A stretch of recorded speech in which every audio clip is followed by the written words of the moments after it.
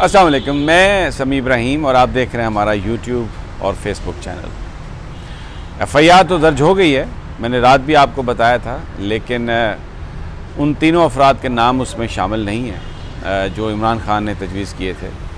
Supreme court اب اس کے بارے میں کیا فیصلہ کرتی ہے؟ رپورٹ تو آج جمع کرا دی گئی ہے وہاں پر اسلام آباد میں سپریم کورٹ میں۔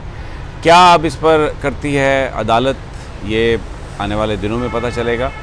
PTI اس کو ریجیکٹ کر رہی ہے، جیسا میں نے رات آپ سے کہا تھا۔ امپورٹنٹ پولیٹیکل ڈیولپمنٹس جو ہیں وہ بھی ساتھ ساتھ شروع ہیں، بیہائنڈ دا سین کنسلٹیشن بھی ہے،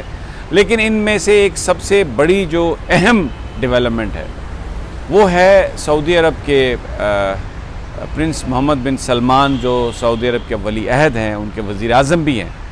ان کی پاکستان آمد کی اطلاع۔ یہ بتایا جا رہا ہے کہ وہ 21 نومبر کو پاکستان کا دورہ کریں گے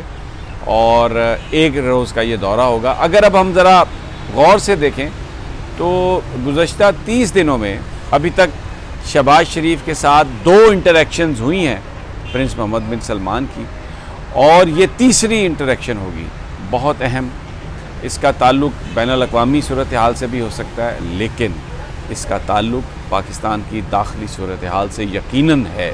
سعودی عرب نے ہمیشہ پاکستان میں اہم رول پلے کیا ہے، پاکستان کی سیاست میں بھی رول پلے کیا ہے۔ آپ کو یاد ہوگا بھٹو صاحب کے زمانے میں جب ریاض الخطیب صاحب سعودی عرب کے سفیر تھے، تو اس وقت جو قومی اتحاد PNA پاکستان نیشنل الائنس کے بیچ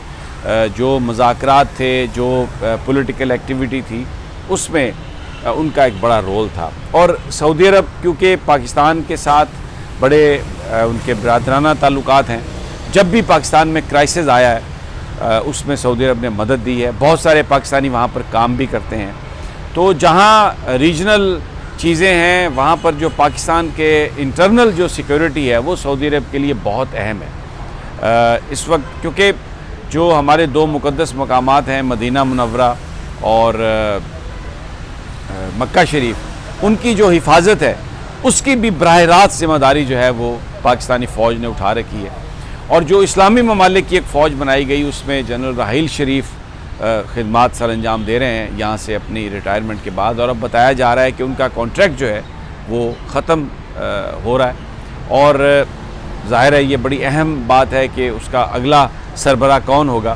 ابھی جو اس وقت کی جو پاکستان میں جو اگر ہم کلیئر پکچر دیکھیں تو وہ یہ ہے کہ یہاں پر جنرل باجوہ صاحب کا بھی ٹینیور جو ہے وہ 29 نومبر کو ختم ہوگا۔ وہ ایکسٹینشن لیتے ہیں، آگے چلتے ہیں، ابھی اس حوالے سے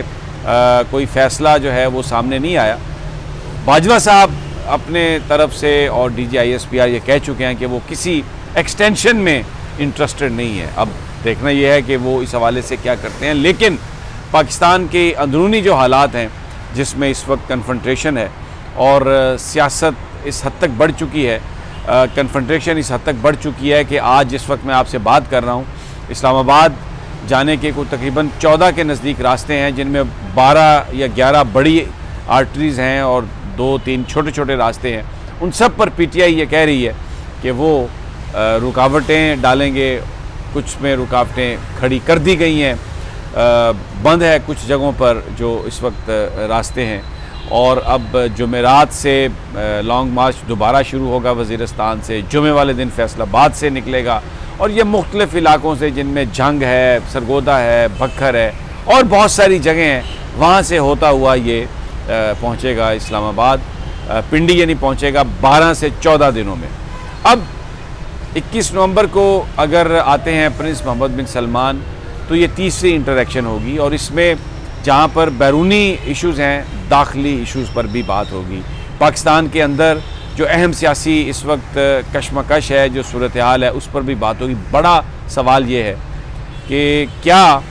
اس سے پہلے معاملات کو طے کر لیا جائے گا، یا معاملات جو ہیں وہ پرنس محمد بن سلمان کی آمد پر طے ہوں گے۔ یہ آپ یاد رکھیے کہ پرنس محمد بن سلمان کے عمران خان صاحب سے بھی بڑے تعلقات ہیں، اور جس وقت پرنس محمد بن سلمان پاکستان کے دورے پر آئے تھے تو ایئرپورٹ سے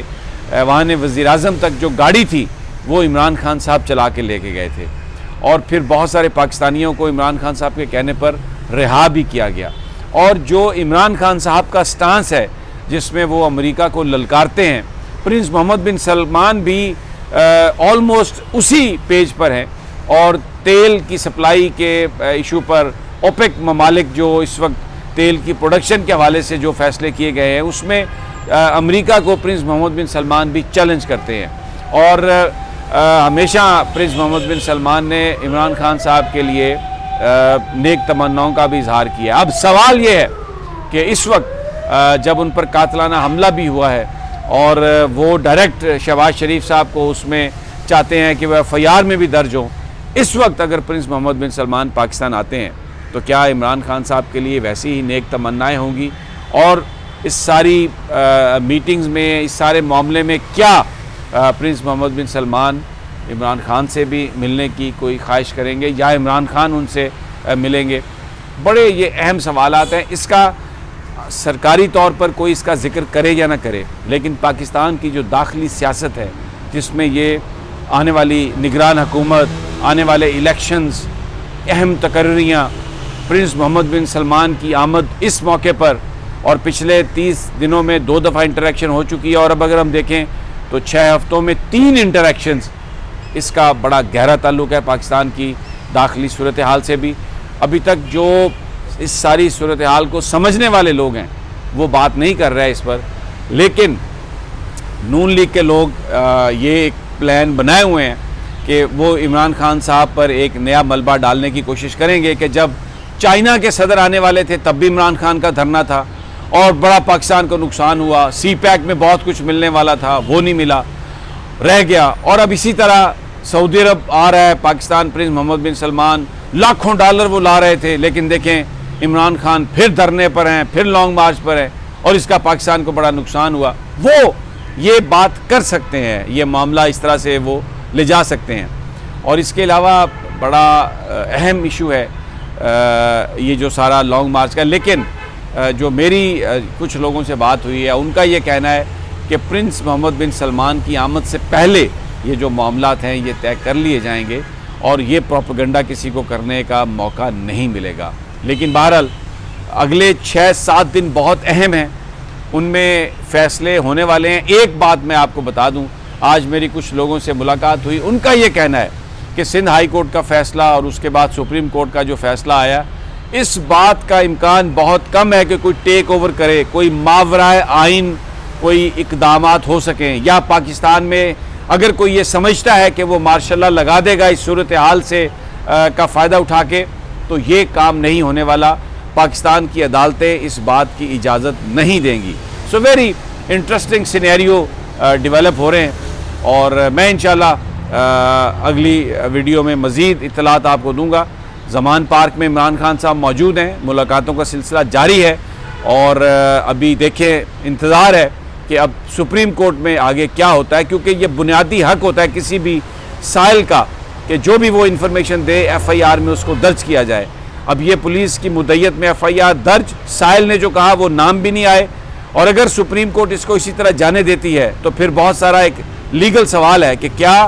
آنے والے وقتوں میں پولیس کے پاس یہ پھر اختیار آ جائے گا کہ اگر کوئی آ کے FIR درج کروانا چاہے تو پولیس حکام اپنی مرضی کی FIR لکھیں اور اس کو، اس کے سائل کو یا مدعی کو، درخواست گزار کو اس کے بنیادی حق سے محروم کر دیں۔ اجازت دیجیے، اگلی ویڈیو تک انشاءاللہ جلد ملاقات ہوگی۔ اللہ نگہبان۔